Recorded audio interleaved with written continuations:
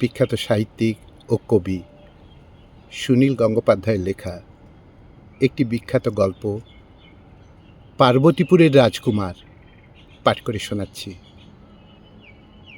পার্বতীপুর স্টেশনে নেমেই সুজয়ের গাটা ঝাঁঝা করে উঠল, দু চোখের কোণ জ্বালা করতে লাগলো, একটু একটু আঙুলের ডোগাও ভোঁতা ভোঁতা লাগলো। জুন মাসের দুপুর, গনগন করছে রোদ, তাও সুজয়ের হঠাৎ শীত লাগলো। জ্বর আসার সময় এরকম হয়। বাবার ট্রেন থেকে মালপত্র নামাচ্ছেন, মা আর দিদি একপাশে দাঁড়িয়ে বাক্স প্যাডরা গুনছে। কুলির মাথায় মালপত্র চাপিয়ে ওরা উঠল ওভারব্রিজে। সুজয়ের হঠাৎ মনে হলো ব্রিজটির একটি জায়গায় ভাঙা।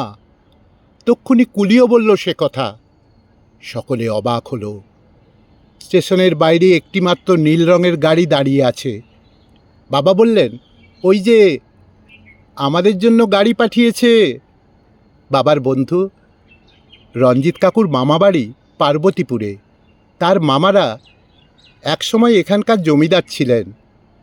এখনও সেই প্রকাণ্ড বাড়িটা আছে। এছাড়া বড় বড় দুটো দিঘি আর ফলের বাগান আছে। বাবা একদিন রঞ্জিত কাকুকে বলে এখানে কিছুদিন আমাদের থাকার ব্যবস্থা করেছেন।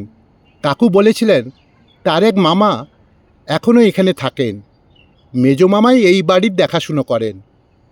কাকু এই মামাকে বলেই সব ব্যবস্থা করেছেন। নীল রঙের গাড়িটা একটা গাছের ছায়ায় দাঁড়িয়ে আছে। সুজয় বেশিরভাগ গাছ চেনে না, কিন্তু এটা যে অসত্য গাছ সেটা চিনতে পেরেছে।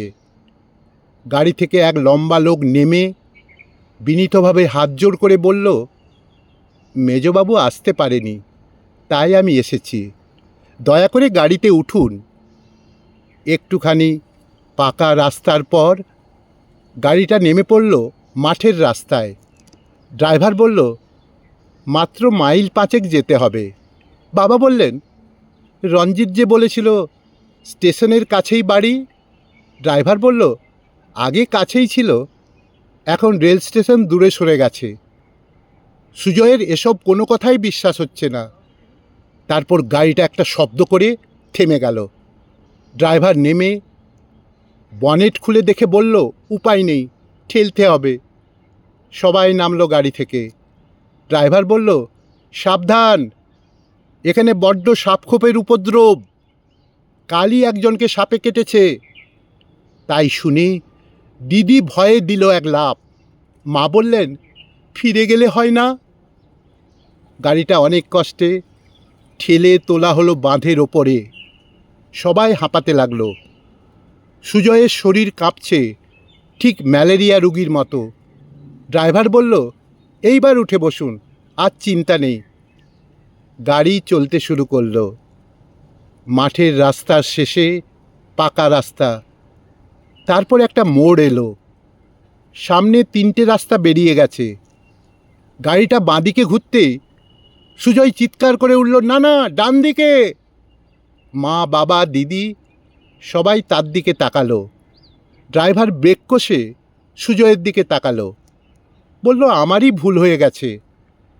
দিদি সুজয়কে বলল, তুই কি করে জানলি? সুজয় কোনো উত্তর দিল না।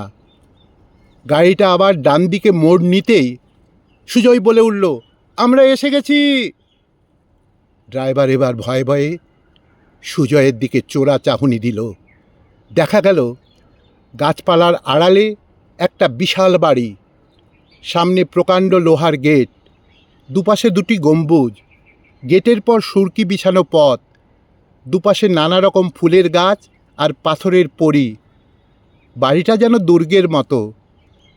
গাড়িটা গেটে ঢোকার আগেই সুজয় বলল, বাবা, এ বাড়িতে আমি আগে এসেছি, এই জায়গাটা আমার খুব চেনা, এই বাড়িটাও। গাড়িটা থামলো বাড়ির সামনে। থাক থাক সিঁড়ি উঠে গেছে। গাড়ির আওয়াজ শুনে কেউ বাইরে বেরিয়ে এলো না। সুজয় ড্রাইভারকে বলল, কি হলো, কাউকে দরজা খুলতে বলুন। ড্রাইভার নেমে সিঁড়ি দিয়ে উঠে ধাক্কা দিল দরজায়। দরজা খুলে একজন লাঠিয়াল বেরিয়ে এলো। বাবা অবাক হয়ে বললেন, লাঠিয়াল ভেতরে কেন? ড্রাইভার তাকে জিজ্ঞেস করল, মেজবাবু কোথায়? লোকটি শুধু চেয়ে রইল, কোনো উত্তর দিল না।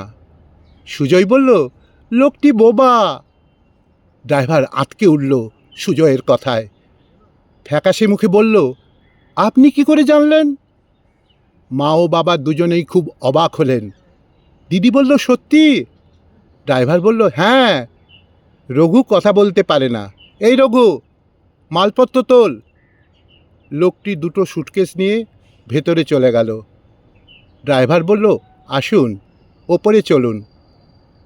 রঞ্জিতবাবু বলেছিলেন তার মেজমামা বিয়ে করেনি, বাড়িতে বিশেষ লোকজন নেই, দোতলায় অনেকগুলো ঘর তালাবন্ধ।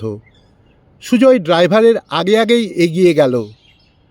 তারপর বারান্দা ঘুরে ডান দিকের প্রথম ঘরটায় দরজা ঠেলে খুলে ফেলল, যেন সে জানে এই ঘরটাই তাদের জন্য সাজিয়ে রাখা হয়েছে।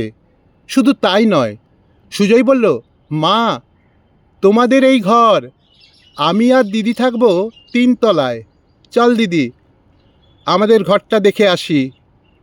সুজয়ের চোখ জল জল করছে, অন্যরকম দেখাচ্ছে। বাবা বললেন, এই খোকা, কি হয়েছে তোর? সুজয় বলল, সব কিছু যেন মনে হচ্ছে আগের থেকে জানা। এ বাড়িতে আগে আমি থেকেছি। ড্রাইভারটি অস্ফুটভাবে ছোটবাবু, ছোটবাবু বলতে লাগলো। বাবা তাকে বললেন, আপনার মেজবাবু কোথায়? ড্রাইভার বলল, বাবুর শরীর খারাপ, উনি ঘর থেকে বেরোচ্ছেন না, বলেছেন সন্ধেবেলা দেখা করবেন। আপনাদের কোনো অসুবিধা হবে না, আপনারা বিশ্রাম করুন, আমি চা পাঠিয়ে দিচ্ছি। মা বললেন, রঞ্জিতবাবু কোন জায়গায় পাঠালেন? বাবা বললেন, রঞ্জিত বলেছিল তার মেজমামা খুব ভালো, আমাদের খুব খাতির করবেন। ও কি, ছেলেটার কি হলো? সুজয় তখন থরথর করে কাঁপতে শুরু করেছে। বলছে, আমি ওপরে যাব। তারপর সে এক দৌড় লাগালো। সকলে ছুটল তার পেছন পেছন। সুজয় এলো 3 তলায়। সেখানে রঘু আর ড্রাইভার দাঁড়িয়ে আছে একটা ঘরের দরজার সামনে। সুজয়কে দেখে তারা বেশ ভয় পেয়েছে। সুজয় হুকুম দিয়ে বলল, সরে যাও, দরজা খোলো। ড্রাইভার হাত জোর করে বলল, ছোটবাবু, আমার কোনো দোষ নাই। সুজয় এক ধাক্কা দিতেই দরজা খুলে গেল। একজন মাঝবয়সী লোক একটা সিল্কের গাউন পরে চুল আঁচড়াচ্ছিল। আওয়াজ শুনে ফিরে তাকালো। লোকটার মাথায় টাক, মুখে কাঁচা পাকা লম্বা দাড়ি। সুজয়কে দেখে লোকটিও বেশ ভয় পেল। এক পা করে পিছিয়ে যেতে যেতে বলল, ওকে, ওকে। সুজয়ের বাবা মাও পেছনে। সুজয় সবাইকে বলল, এই লোকটা মেজবাবু নয়, এ একটা বদমাস, আগে নায়েবের কাজ করত। সুজয় লোকটার দাড়িতে এক টান দিতেই সেটা খুলে বেরিয়ে এলো সুজয়ের হাতে, নকল দাড়ি।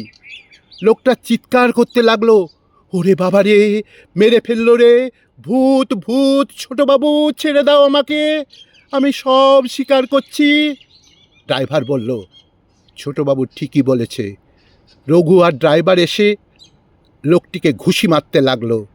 তারপর আস্তে আস্তে সব জানা গেল। 10 আগে এ বাড়িতে মেজবাবু হঠাৎ মারা যান। অন্য ভাইয়েরা সব কলকাতায়। এই নায়েব তাদের না জানিয়ে নিজে মেজবাবু সেজে এ বাড়ি থেকে সব জিনিসপত্র সরাবার মতলবে ছিল। ড্রাইভার আর রঘুকে ভয় দেখিয়ে মুখ বন্ধ করে রেখেছিল। লোকটি সব কথা নিজেই স্বীকার করল। বাবা ড্রাইভারকে জিজ্ঞেস করল, সুজয়কে দেখে তোমরা ছোটবাবু বলছিলে কেন? নায়েব আর ড্রাইভার জানালো, এ বাড়ির যিনি বড়বাবু ছিলেন তার ছেলে ঠিক সুজয়ের বয়সী, দেখতেও অবিকল সুজয়ের মতো। গত বছর এখানেই সাপের কামড়ে মারা যায়। তাকে পোড়ানো হয়নি, নদীতে ভাসিয়ে দেয়া হয়েছিল। তারপর বাবুরা আর এ বাড়িতে কেউ আসেনি।